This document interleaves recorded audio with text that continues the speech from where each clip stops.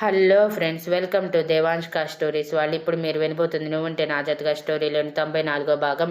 సమన్వి మెరుస్తున్న కళ్ళతో హా అని తల నిలువుగా ఊపింది. మెంటల్ దాదా అని వేణు అరుస్తూ ఒక్కసారిగా పైకి లేచి, అసలు ఎందుకు చెప్పావే మీ అమ్మకి నా గురించి? అసలు చెప్పాల్సిన అవసరం ఏంటి? ఆల్రెడీ మీ అన్నయ్యకి మన రిలేషన్ ఇష్టం లేదని అంత ఖచ్చితంగా చెప్పాక కూడా ఎందుకు ఇలాంటి పిచ్చి పనులు చేస్తున్నావు సమన్వి? పోయి ఇంటికి వెళ్ళిపో, నేను ఎక్కడికి రాను అని అరిచాడు.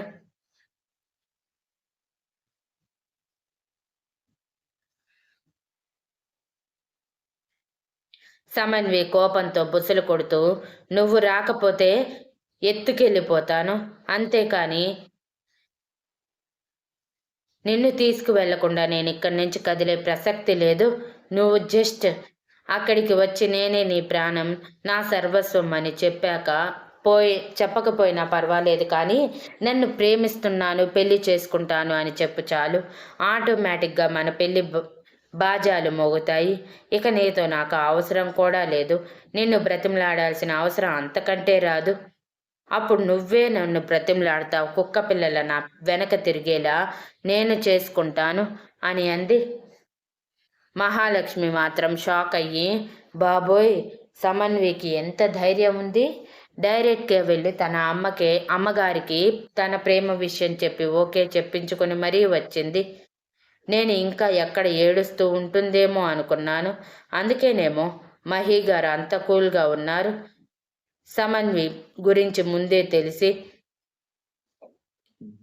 అని కళ్ళతో వేణువైపు సమన్వి వైపు మార్చి చూస్తూ ఉంటుంది. మహి సమన్విని గట్టిగా హత్తుకొని, కంగ్రాట్స్ చెల్లెమ్మ, సాధించావు మొత్తానికి. ఇంతకీ అమ్మ ఏమంది అని అడిగితే, ఏమంటుంది, పెళ్ళికి ఓకే అంది.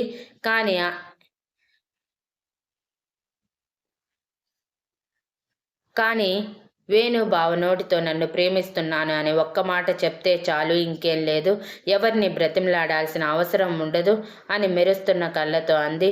వేణు కోపంగా, నువ్వు చెప్పగానే నేను వచ్చి వెర్రిగొర్రెలా అవునా అంటే మీ కూతుర్ని నేను ప్రేమించాను అని చెప్తాను అనుకుంటున్నావా? నెవర్. రుద్రకి వ్యతిరేకంగా నేను ఏ పని చేయను, అది నీకు కూడా తెలుసు. కాబట్టి నోరు మూసుకొని ఏ దారిన వచ్చావో ఆ దారినే ప్రశాంతంగా ఇంటికి వెళ్ళి ఏడుస్తూ రూమ్లో పడుకో అని అన్నాడు. ఇప్పటి నుంచి నేను కాదు ఏడ్చేది, నువ్వు. అయినా ఏడుస్తూ పడుకోవటానిగా నిన్ను ప్రేమించింది, కొంగున కట్టేసుకోవటానికి అని కచ్చగా చెప్పి, అన్నయ్య నువ్వు నాకు హెల్ప్ చేయి, వేణు బావను మోసుకెళ్ళి నా కారులో పడే చాలు. ఇంటికి తీసుకువెళ్ళి బావ నన్ను ప్రేమిస్తున్నాడని బావ నోటితోనే చెప్పించుకుంటాను అని కోపంగా అంది. ఇంత దూరం వచ్చాక ఆగుతానా సమన్వి?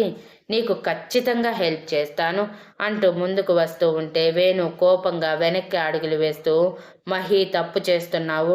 మీ అన్నయ్యకి కానీ ఈ విషయం తెలిసింది అంటే నిన్ను ఏం చేస్తాడో నీ ఊహకే వదిలేస్తున్నా. మర్యాదగా అందరూ నా క్యాబిన్ నుంచి బయటికి వెళ్ళండి అని మేకపోతు గాంభీర్యం చూపిస్తూ అన్నాడు. వెళ్తాలే బావా, నిన్ను మోసుకెళ్ళి సమన్వి కారులో పడేసి నేను ప్రశాంతంగా వెళ్ళి వర్క్ చేసుకుంటాను. నువ్వు కోఆపరేట్ చేస్తే 2 చేతుల్లో మోసుకుపోతాను, లేదంటే భుజం మీద వేసుకొని మోసుకుపోతాను. ఏ ఆప్షను నువ్వే చూస్ చేసుకో అని కన్నింగా నవ్వుతూ వేణు దగ్గరికి వెళ్ళేసరికి రుద్ర సడన్గా లోపలికి అడుగుపెట్టి, ఏం జరుగుతుంది ఇక్కడ అని గంభీరమైన వాయిస్తో అడిగాడు. ఏం లేదు అన్నయ్య, వేణుబావని కిడ్నాప్ చేయటంలో చెల్లికి హెల్ప్ చేస్తున్నాను. చెల్లి పాపం, మన చెల్లి కదా, అందుకే అని పళ్ళన్ని బయట పెట్టి వెర్రి నవ్వుతూ భయాన్ని లోపలి దాచి అన్నాడు. సమన్వి కూడా రుద్రని చూసి భయం వేసిన ఇప్పుడు తగ్గితే తర్వాత వేణుని చేరుకోలేదని భయాన్ని కనిపించనివ్వకుండా, అమ్మకి నా ప్రేమ విషయం మొత్తం చెప్పేశాను అన్నయ్య. జస్ట్ అలా బావని కిడ్నాప్ చేసి ఇంటికి తీసుకువెళ్ళి అమ్మతో మా ప్రేమ విషయం చెప్పి పెళ్లికి గ్రీన్ సిగ్నల్ ఇప్పించుకొని వేణు బావని జాగ్రత్తగా మళ్ళీ తిరిగి ఆఫీస్లో వదిలిపెడతాను. నా మీద నమ్మకం ఉంచి బావని నాతో పంపించు అని క్యూట్గా మొహం పెట్టి అడిగింది. రుద్ర వెనకే వచ్చిన శక్తి ఆశ్చర్యంతో నోరు తెరిచి సమన్వి వైపు ఒకసారి చూసి రుద్ర వైపు చూసేసరికి రుద్ర శక్తి ఆశ్చర్యం చూసి చిలిపిగా నవ్వుతూ కన్ను కొట్టగానే శక్తి నోరు ఇంకొంచెం పెద్దదయ్యి మనసులో, అంటే ఈయన గారు నవ్వుకుంది వీళ్ళ విషయంలోనా? బాబోయ్, రుద్ర గారు కృష్ణ పరమాత్ముడిలాగా వెనుక ఉండి అన్నీ నడిపిస్తున్నాడు, కానీ ఈ పిచ్చోళ్ళకి అది అర్థం కావట్లేదు అని అనుకుంటూ చూస్తూ ఉంది. రుద్ర వేణు వైపు సీరియస్గా చూస్తూ, చెప్తుంది కదా వెళ్ళు, వెళ్ళి పిన్నితో నీ ప్రేమ విషయం అంట చెప్పుకోపో అని రూడ్గా అన్నాడు. బావా, ఒక్కసారి నీకు ప్రామిస్ చేశాక నేను ఆ ప్రామిస్ బ్రేక్ చేస్తానా చెప్పు? నీకు తెలియదా నా గురించి? నేను సమన్విని మర్చిపోవటానికి ట్రై చేస్తున్నాను, అందుకే ఇంటికి రాను అని చెప్తున్నాను, కానీ వీళ్ళు వినట్లేదు. నువ్వైనా చెప్పు వీళ్ళకి అని అసహనంగా అన్నాడు. ఇవే మాటలు వెళ్ళి పిన్ని దగ్గర చెప్తే సరిపోతుంది కదా, ఇక్కడ మాకు చెప్పటం ఎందుకు? వెళ్ళు, సమన్వితో పాటు వెళ్ళి నీ మనసులో ఉన్న మాటలన్నీ చెప్పేసే, ఇక నీకెవరూ అడ్డు చెప్పరు అనగానే మహి వేణు చేతిని పట్టుకొని, అన్నయ్య గ్రీన్ సిగ్నల్ ఇచ్చాడుగా, ఇంకా నువ్వేంటి మధ్యలో రెడ్ క్లాత్ పట్టుకొని ఓపటానికి రెడీ అవుతున్నావు? 2 నిమిషాలైనా నా చెల్లెల్ని సంతోషంగా ఉండనివ్వు బావా, పదా అంటూ లాక్కొచ్చి మరీ తీసుకువెళ్తూ రుద్రకి థ్యాంక్ యూ చెప్పి మరి బయటికి వెళ్ళిపోతే సమన్వి కళ్ళు చిన్నవి చేసి, ప్లీజ్ అన్నయ్య, వేణు బావ లేకపోతే నేను బ్రతకలేనని నీకు తెలుసు కదా, వేణు బావని ఎంతగా ప్రేమించానో నువ్వైనా బావకి అర్థమయ్యేలా చేసి మా పెళ్లి జరిగేలా చూడు. ఇదంతా నువ్వు కావాలని చేస్తున్నావని నాకు అనిపిస్తుంది. అది నిజమే అయితే పర్వాలేదు, కానీ మా ప్రేమ నీకు ఇష్టం లేకపోతే మాత్రం ప్లీజ్ మొహానే చెప్పే, బావని మర్చిపోవటానికి ట్రై చేస్తాను అని బాధగా చెప్పి వెళ్ళిపోయింది. శక్తి కోపంగా రుద్ర వైపు ఒక చూపు చూసి క్యాబిన్లోకి వెళ్ళిపోతే రుద్ర మనసులో మధ్యలో దీనికి ఏమైంది అనుకుంటూ ఉండగానే మహాలక్ష్మి, బావగారు అంటూ ఇలా అంటున్నానని తప్పుగా అనుకోకండి, పాపం మీ చెల్లి చాలా బాధపడుతుంది కదా, తన బాధకి కొంచెం అడ్డుకట్ట వేయండి, మీ మనసుని మార్చుకొని వాళ్ళిద్దరికీ పెళ్లి చేయండి బావగారు. ప్రేమ గురించి మీకంటే ఎక్కువగా ఎవరికి తెలుస్తుంది చెప్పండి? ఎంతైనా మీరు మా శక్తిని ప్రాణం కంటే ఎక్కువగా ప్రేమిస్తున్నారు కదా అని ఉచిత సలహా ఇచ్చి వెళ్ళిపోయింది.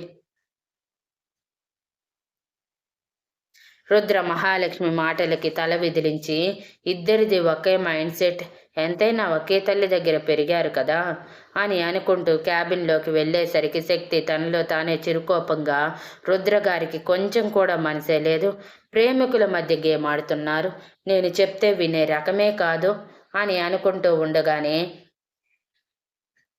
రుద్ర లోపలికి వచ్చి, గొనుక్కున్నది చాలు, త్వరగా వర్క్ కంప్లీట్ చేయి, మనం ఒక చోటికి వెళ్ళాలి ఈరోజు, మళ్ళీ రేపటికి ఇంటికి చేరుకుంటాము అని తను ఇవ్వాలనుకున్న ఇన్ఫర్మేషన్ ఇచ్చేసి మళ్ళీ శక్తి వైపు చూడకుండా వర్క్ చేసుకుంటూ ఉంటే శక్తి గొనుగుడు ఆపేసి రుద్ర వైపు చూసి, ఎక్కడికి అడగాలనుకున్నా కూడా అడిగిన చెప్పడని అర్థమై మూతి తిప్పుకొని వర్క్లో పడిపోయింది.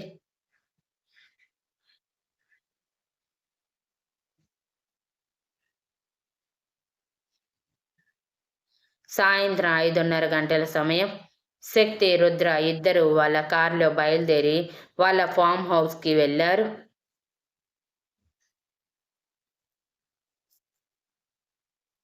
శక్తి అయోమయంగా ఫామ్ హౌస్ చూస్తూ, ఇక్కడికి ఎందుకు తీసుకువచ్చారు రుద్రగారు అని అడిగింది.